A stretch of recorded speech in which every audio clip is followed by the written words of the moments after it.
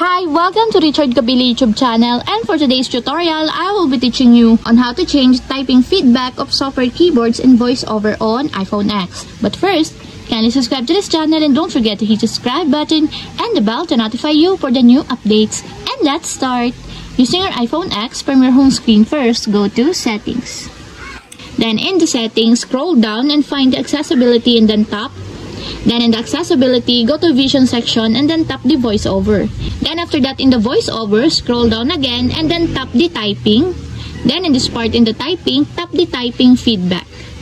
Then in the Typing Feedback, go to Software Keyboards, and then if you want to change it to nothing, just tap it until there's a check mark on the side. And if you want to change it to characters, just tap it also until there's a check mark on the side. If you want to change to words, just tap it until there's a check mark on the side. And lastly, if you want to change it to characters and words, just tap it again until there's a check mark on the side. And that's it. We have successfully changed typing feedback of software keyboards in VoiceOver on iPhone X. If you have a question, kindly comment down below and don't forget to hit the subscribe button and the bell to notify you for the new updates. And thank you for watching!